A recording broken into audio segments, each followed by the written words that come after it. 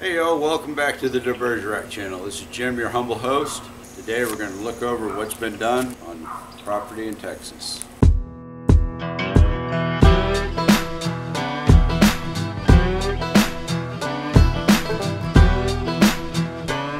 Alright folks, look at this amazing masterpiece above us. We have over 16-inch overhang eave coming away from the windows and over the end of the porch. How cool is that? It's all hardy board, it's got a drip edge, so guess what? The water can no longer run on the porch, around the tile, and back down into the inside of my house. Isn't that an amazing feature of owning a home, having an eave over the windows so that you don't get wet? It's a novel concept. Oh, your house has it? Yeah. Well, mine didn't because I hired Hill Country Contractors, but my brother was here to save the day, so it's all cool now. I'm gonna put rock back up here. You can see it's missing, so the work could be done. That'll go back up in, and it'll all be good. So the next thing you're probably wondering is, Jim, what happened to all the rot? Well, I'm gonna show you what happened to the rot. Dumpster's behind me, but guess what? There's no rot in there because we've advanced beyond that point, and I'm gonna show you where we're at. So come on, follow me. This is so darn exciting, I can do backward flips. Amazing! There's no smell of rot. There's nothing in here. It's beautiful. All right, here it goes. Don't do this with your boots on. Look at that. Those heels, they always catch me up. Anyway, when you're in Texas, you gotta do flips like that. Look at how cool it looks. New timber, new everything. Okay, so biggest drama with the other contractor was, or maybe his biggest excuse was, we don't have an engineer on the job. Can't get it done. Of course the roof's gonna leak, we don't have an engineer. I do not wear a pocket protector as of yet. I think it would be a good idea because my pens are always leaking, but we weren't an engineer when we hired on to get this job done. Jeff's not an engineer, but do you know what you can do to get a roof pitch? You can take a 20-foot long 2x4, 11 1/4 on one end. It's 11 1/4 on the other end. You can take a Festool rail saw and you can cut an angle on that 20-foot 2x4. What is that going to do for you? It's going to make a roof pitch. Oh my God, look how beautiful this is. On this end, full board. See it up in there? Come down to this end, so much narrower. Look, see? I can actually span that with my hands. That gave us over 1/4 inch of pitch, plenty to get the roof to run off. With all the concrete that was up there, my I-beams that I welded up, they sorta just went in a little. Started to sag. Pulled the concrete off, they went back up. What we decided to do is put 8-inch I-beams back up in here, cut the old ones out. Look. They're all painted and beautiful. I wish you could smell in here. It's so clean, there's no mold. It smells like heaven. If heaven smelled like 2x4s and liquid nails and glue and stuff. Oh, yeah. Apparently the other contractor didn't know how to put plates in right. They're hurricane clips. Oh my God, we got hurricane clips. We got hurricane clips. They're in there, look at them. This is not engineering science. We have a pitch on the roof. We have clean wood. We dropped the plates down just a little bit. Most of the pitch came from the 2x12s. What does it mean when it's big on this end and small on this end and it's level on the bottom? Called pitch. So in case you're listening, Isaac, this is what pitch looks like. Big here, narrow here. It's beautiful. It's all flat. It's great. I got away with doing flips twice on the camera. All you get is a leg lift this time. It's because I'm old. I'm just happy I got away with 2 flips without landing on my head.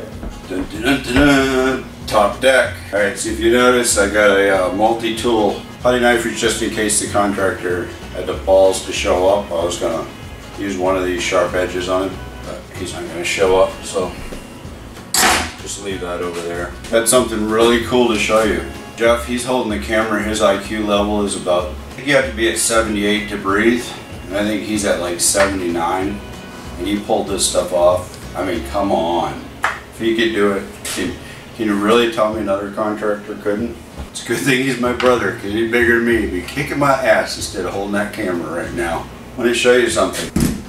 Oops, that's not level. Let me see. Nope, that's not level. Right about there is level, this short distance. So, what is this that we have down here? Can you all see that? What is that? Oh my goodness, that must be pitch. Somehow we got pitch without an engineer. Is that amazing or what? Came out really well. Actually, if I start on the outside of the porch, underneath here, and I start walking, I start to lose my breath as I go up because the pitch is so extreme in the floor. Not really, folks, but we got enough to keep water running off. It looks beautiful. Jeff, you did an awesome job.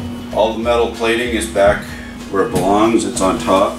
It's all bolted back into the concrete, welded. Corner posts are in, which helps hold the overhead porch. So straight up here, there's a porch. To just keep forking the money out to get it done, and then not to be here seeing it being done and come and seeing a job done 100%. It's really exciting. It's too bad you have to hire your family to do it though. Anyway, y'all come over here, I want to show you something. Let's grab this light. Let's take a look at something. Okay, another little shiny example. Look, not falling through the floor. Now the number one problem is we had no problem obtaining pitch from the house to the end of the porch. Even though we added an additional almost 2 feet to the overall size of the porch, we were able to get it all the way out there and still have pitch. We ran into a different opposing problem over here, and I know y'all are going to give me smart-ass remarks. Don't f with the bull unless you want to get the horns, because I'll give you the smart-ass remarks back. But if you had a better suggestion, I hope you get it before we finish. Going this way on the porch, impossible to get pitch because we have another conjoining porch with it. So what we came up with, the original idea, was to plate this over with 2 layers of 5/8, put it all down. The second layer of 5/8 would give you this little step here. And then we're going to pour an underlayment on it before the tile went on. Not having much luck with that whole theory, we changed it up to what we were going to do and decided that we put the underlayment in between. So what Jeff's done is cut a bunch of wedges, which when 5/8 goes on top of this, it'll give us a pitch going out that way. So now we have, there's 1,000 different terminologies that you could use for it, but we have a 3-dimensional pitch. Pitch that way, pitch this way, and still pitch forward by doing it this way. Or we have a hip in the floor, or we have another layman's terms. I'm a yacht carpenter.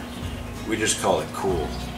It's going to be right. So now if you swing around with me over to this side here, what we've done, or what Jeff's done, is he did an underlayment under this, which isn't quite finished, as a test area. Starts at 0 over there and comes up to the first wedge. Then the plywood will go over the top of this. And when you put the coating and everything over that, you're actually coating to all the same surfaces.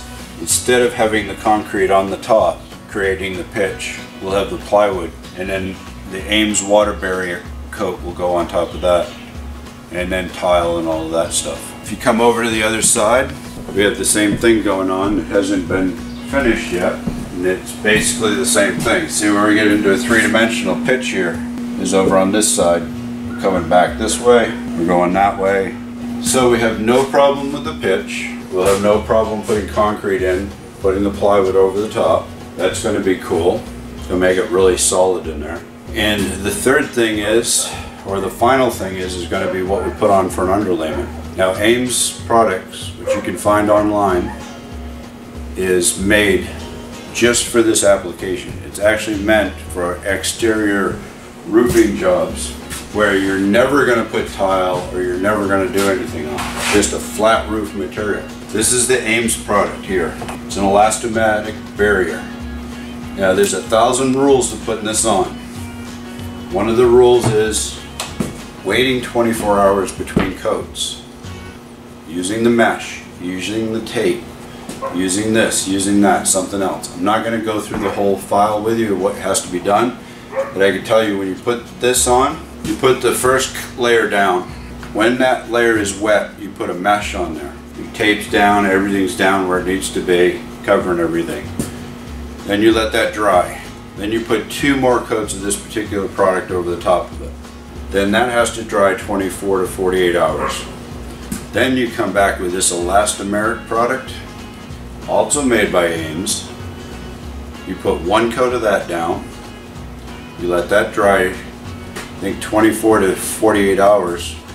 Then you put your final coat on. 5 layers of water protection with a mesh in between.